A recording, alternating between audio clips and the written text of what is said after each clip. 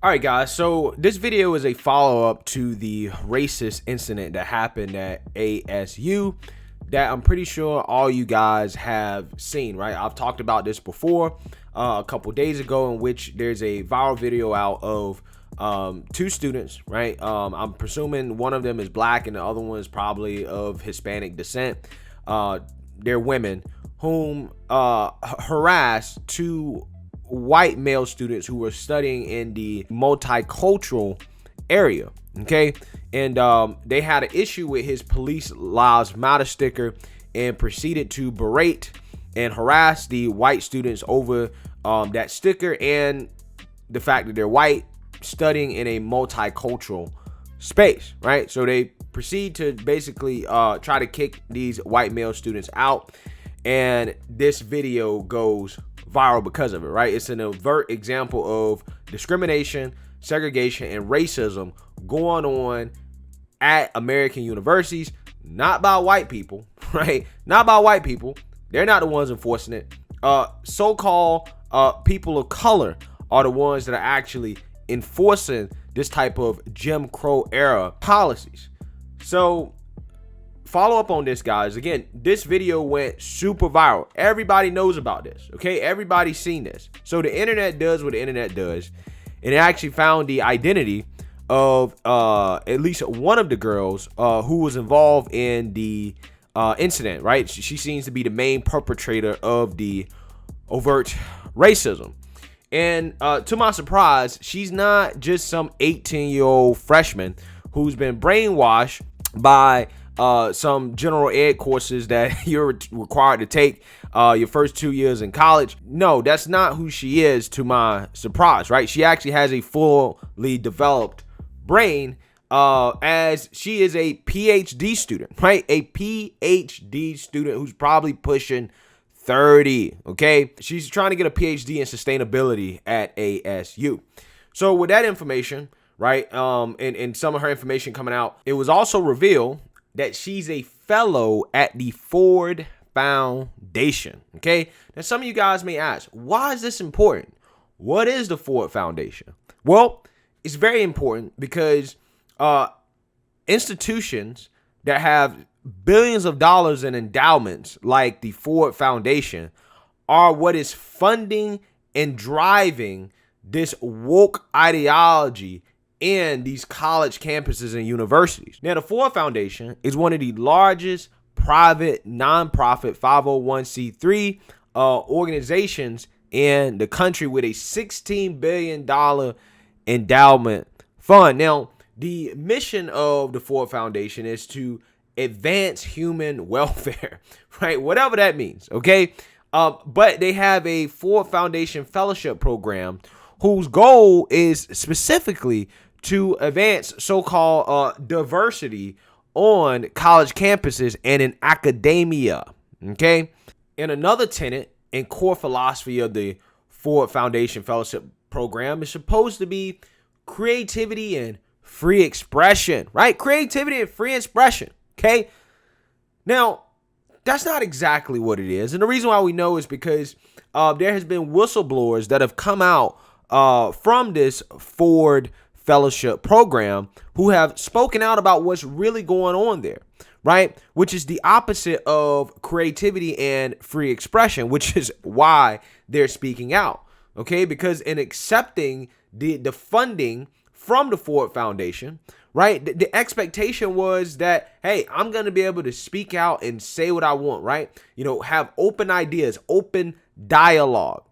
However, again, that's not the case at all. What they really signed up for is full-throated fealty to the woke party line that is the Ford Foundation Fellowship Program. And if they don't, then you risk being systemically harassed, doxxed, and blackmailed from academia.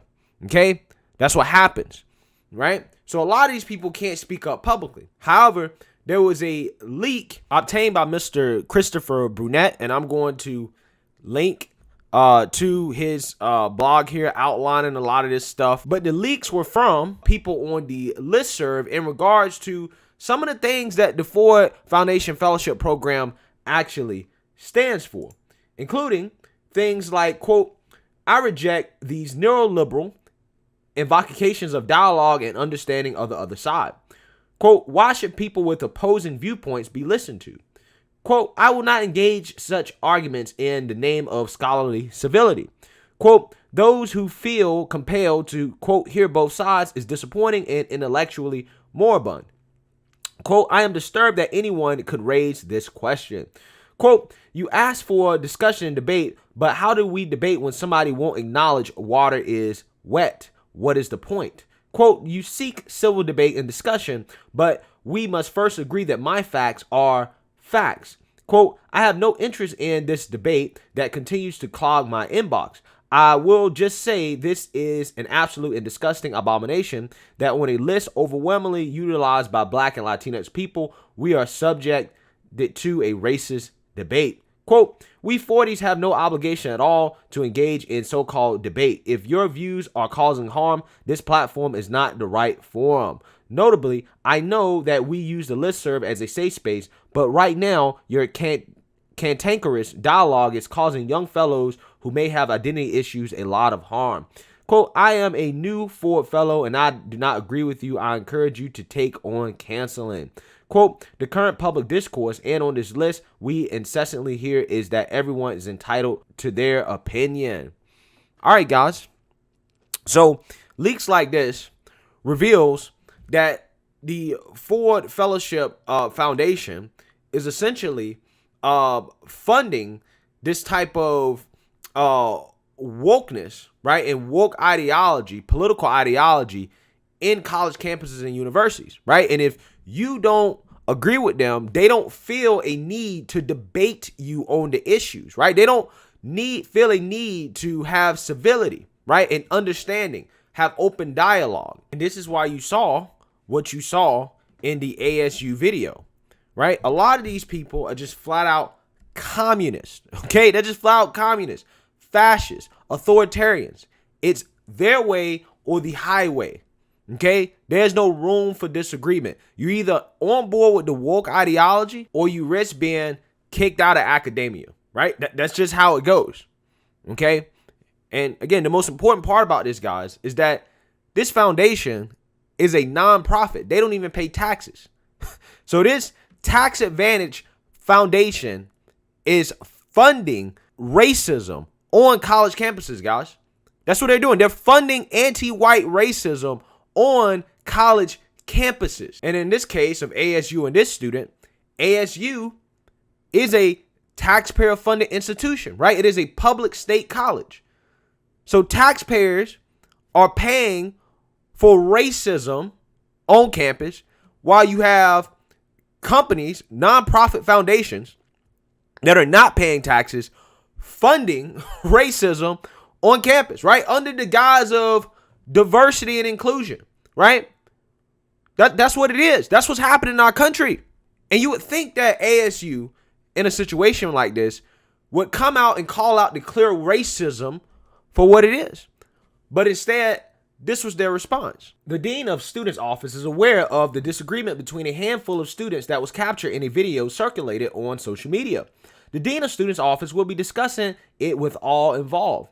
ASU is a community of more than 100,000 people from all 50 states and more than 150 countries. Differences of opinion are part of the university experience. The university expects respectful dialogue between students in all engagements. All right, guys. So that was an example of bureaucratic cowardness, right? That was an example of an academic institution that refuses to speak out against overt racism.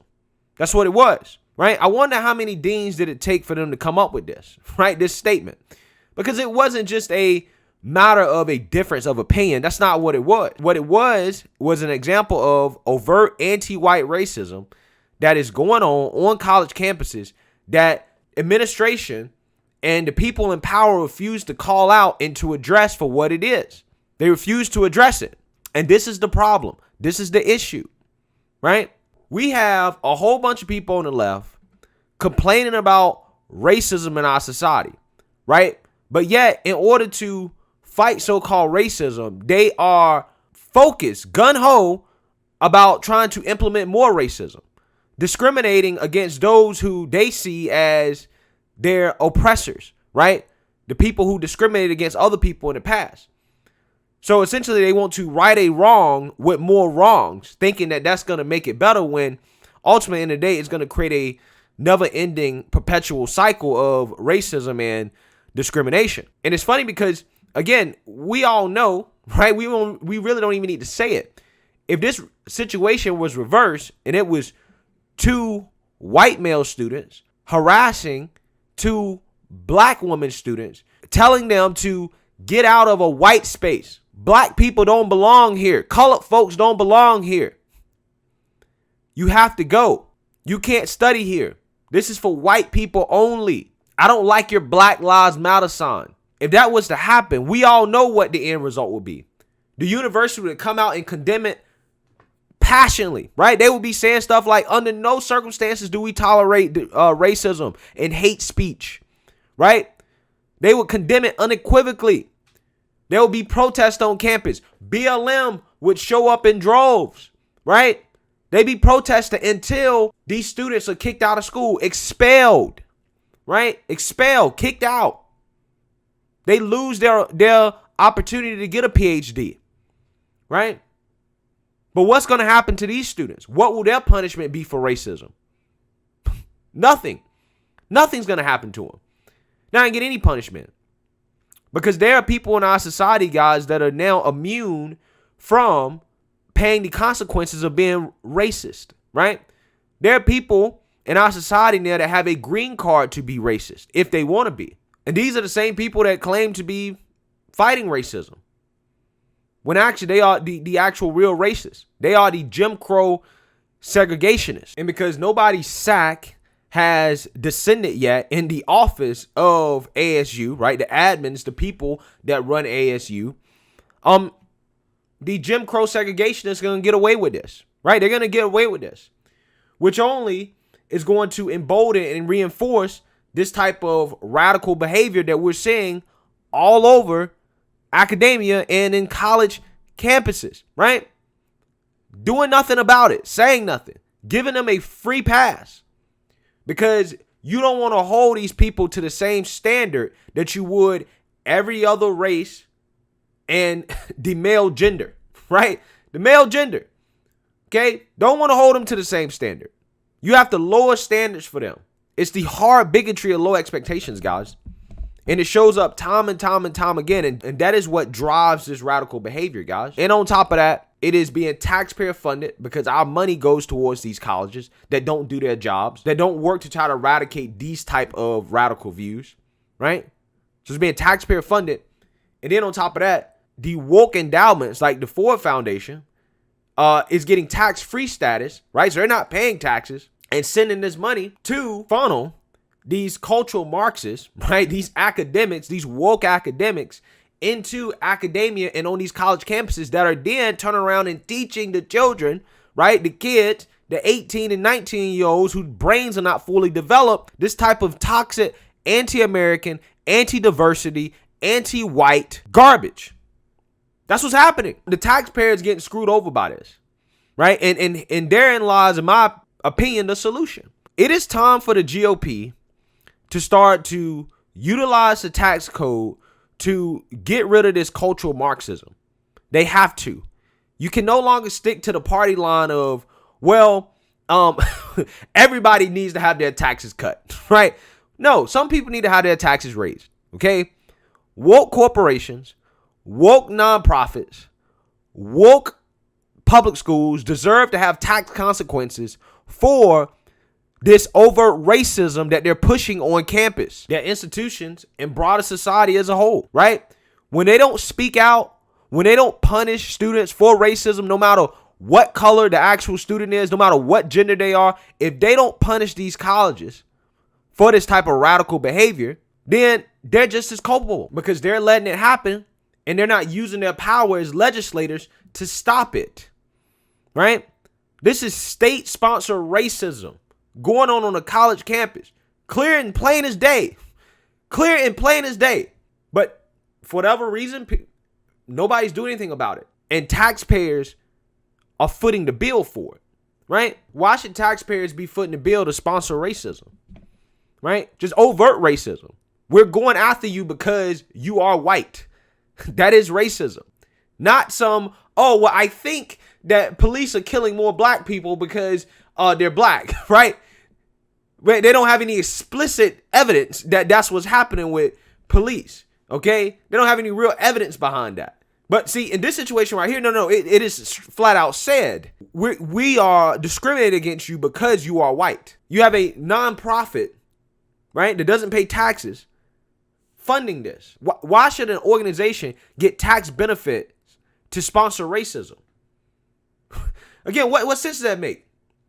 Again, if this was an institution that was sponsoring anti-black racism, you think that they would get nonprofit status? I don't think so, right? I don't think so. So why should they in this case? Do you think that a college, if they had a whites-only center where it was okay for white people to kick out black people into space because they only want it for white people, do you think that that college would continue to receive government funding, right? If they let that slide and didn't do anything about it? If they sponsor that? I don't think so. But in this case, again, nobody says anything about this, right? This blatant racism. Blatant. But like I said, I think it's time to start looking at the tax code. You have to start financially punishing these woke institutions, right? Not because they're woke, but when they overtly discriminate and be racist towards anybody, right? Overtly, because that's what's happening. And they have to be punished for that. And I think if you start doing that, you'll start to see some things change. But who knows, man? I wouldn't depend on the GOP to do anything, right? I wouldn't depend on them to do anything, especially actually put up a real fight. But let me know what you guys think. Make sure you like, comment, and subscribe. Most importantly, share a black conservative perspective. Peace.